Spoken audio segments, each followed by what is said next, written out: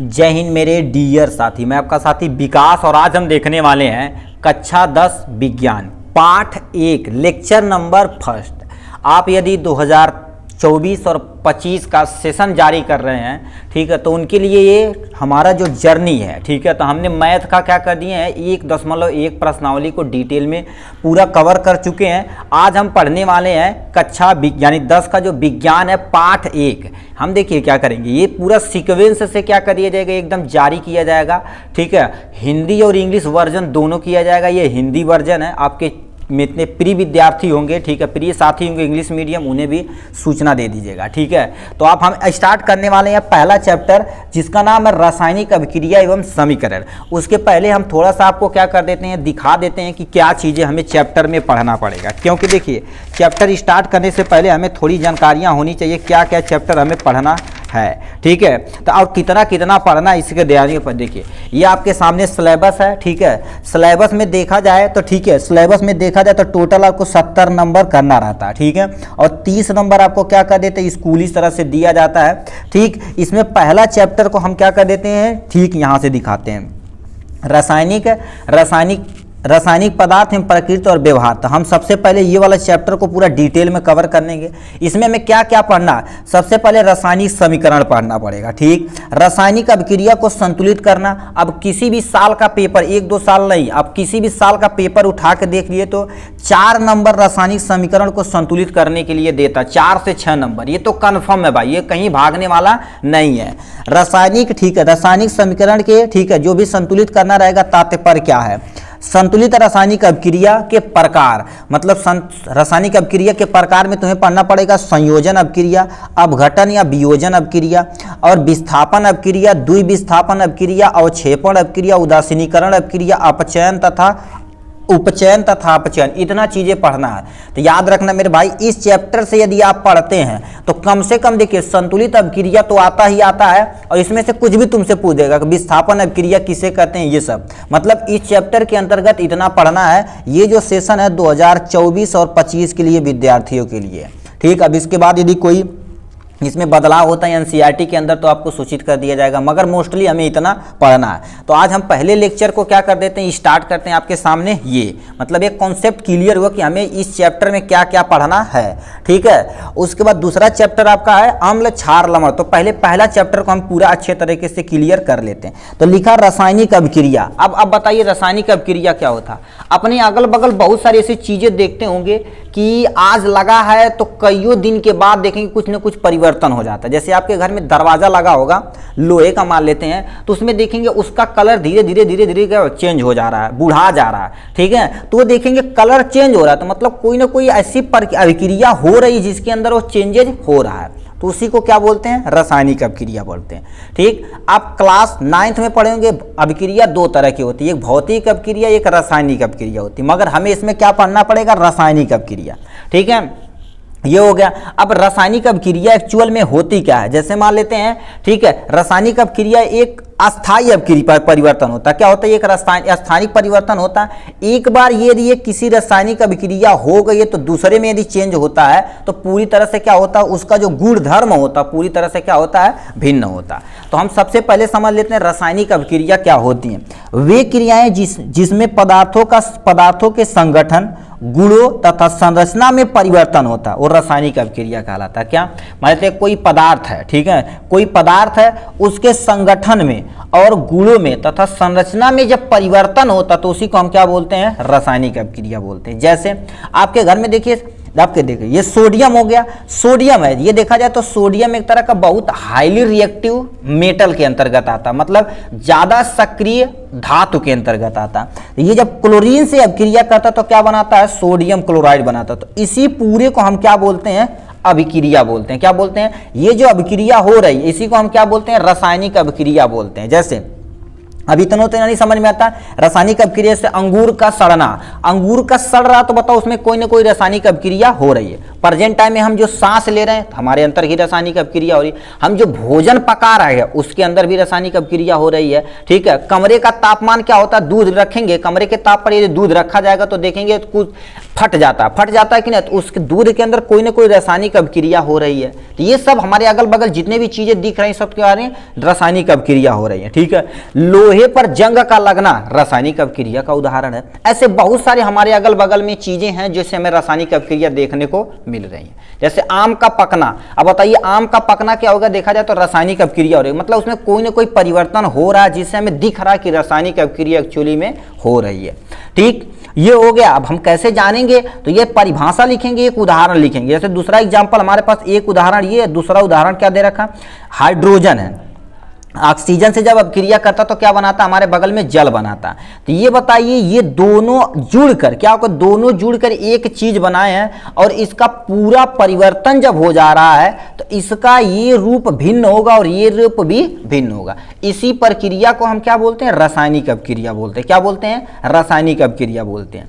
ठीक, अब किसी भी रासायनिक अभिक्रिया में दो चीजें होती हैं। देखिए जैसे मान लेते हैं, ठीक, आपको यहाँ पर एग्जाम्पल बता देते हैं। जैसे मान लेते हैं, देखिए ए और बी हम क्या करें, किसी चीज में मिला रहे हैं, ए बी जब मिलेगा तो क्या बनाएगा, ए बी बनाएगा। क्या बनाएगा, ए बी बनाएगा। तो ये बताओ बनाने से जो पहले लिया गया है और ये जो बन के तैयार हो गया, तो यानी रासायनिक अभिक्रिया में दो चीजें होती हैं। सबसे पहले ये जो आगे सबसे लिया गया है, तीर के जो पीछे होता है उसे हम क्या बोलते हैं, अभिकारक बोलते हैं। क्या बोलते हैं, अभिकारक बोलते हैं। ठीक, कहीं कहीं बुकों में लिखा रहता है लेफ्ट वाले साइड पे, मतलब ये लेफ्ट वाला साइड पे जो लिखा जाता है उसे अभिकारक बोलते हैं, और जो राइट साइड पे लिखा जाता है उसे हम क्या बोलते हैं, उत्पाद बोलते हैं। ये भी रॉन्ग है। अब बताइए हम तीर को उठा के इसे लिख दें, मान लेते हैं इस अभिक्रिया को हम ऐसे न करके ऐसे करके, ठीक है, ए प्लस बी यहाँ लिख दें, तो ये रॉन्ग हो जाएगा कि नहीं। तो याद रखना तीर के जो हमेशा पीछे वाले रहता तो उसे हम क्या बोलते हैं, अभिकारक बोलते हैं, और जो बन के आ जाता उसे हम क्या बोलते हैं, उत्पाद बोलते हैं। क्या बोलते हैं, उत्पाद बोलते हैं। तो अब अभिकारक किसे बोलते हैं, ऐसे पदार्थ जो रासायनिक अभिक्रिया में पहली बार भाग लेते हैं उन्हें हम क्या बोला जाता है, अभिकारक बोला जाता है। अब कुछ समझ में आया। और अभिक्रिया के दौरान, रासायनिक अभिक्रिया के दौरान जो बन के तैयार होता है उसे हम क्या बोलते हैं, उत्पाद बोलते हैं। क्या बोलते हैं, उत्पाद बोलते हैं।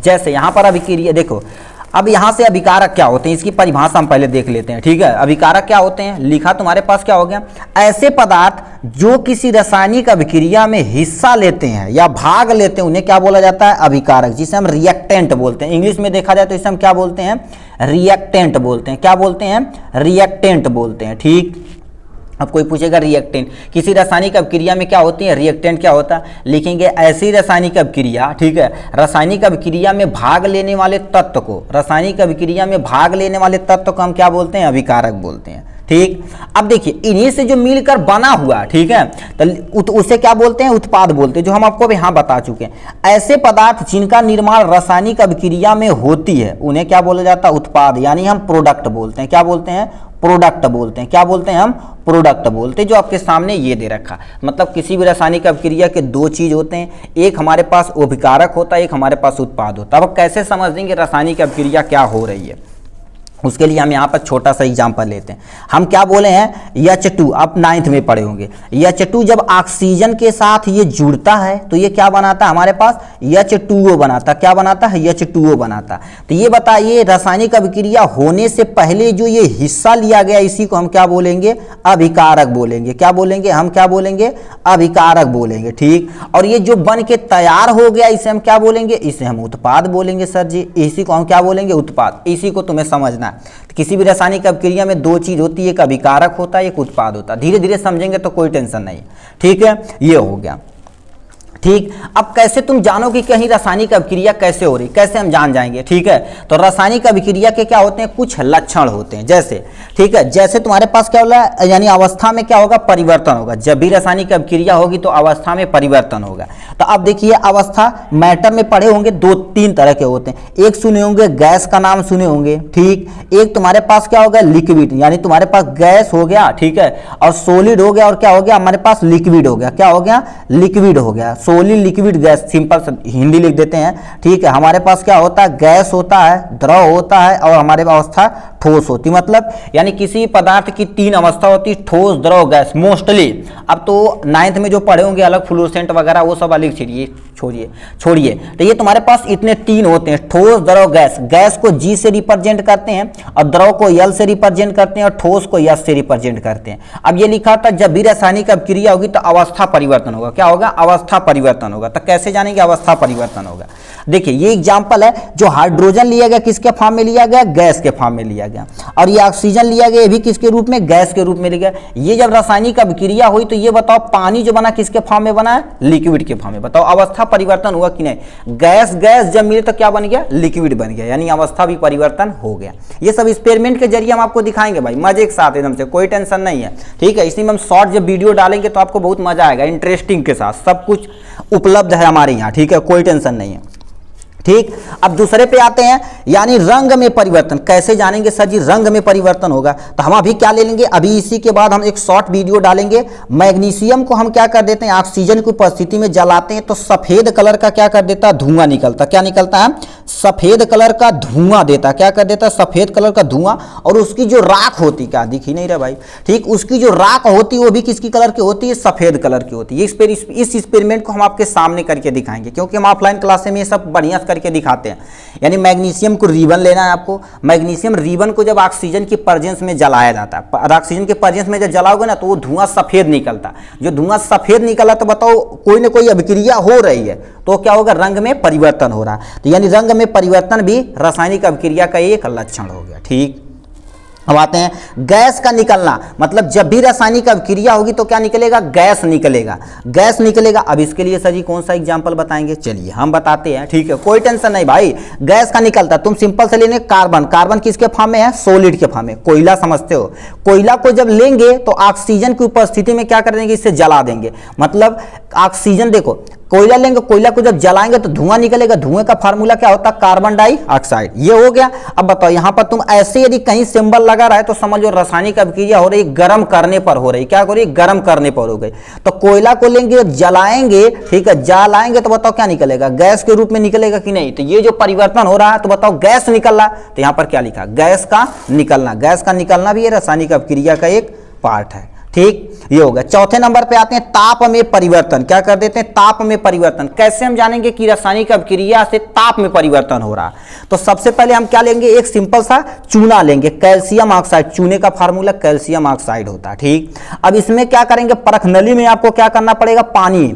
सबसे पहले क्या लेंगे, सिंपली ऐसे परख नली में क्या लेंगे, एक ऐसे सिंपली सा पानी लेंगे।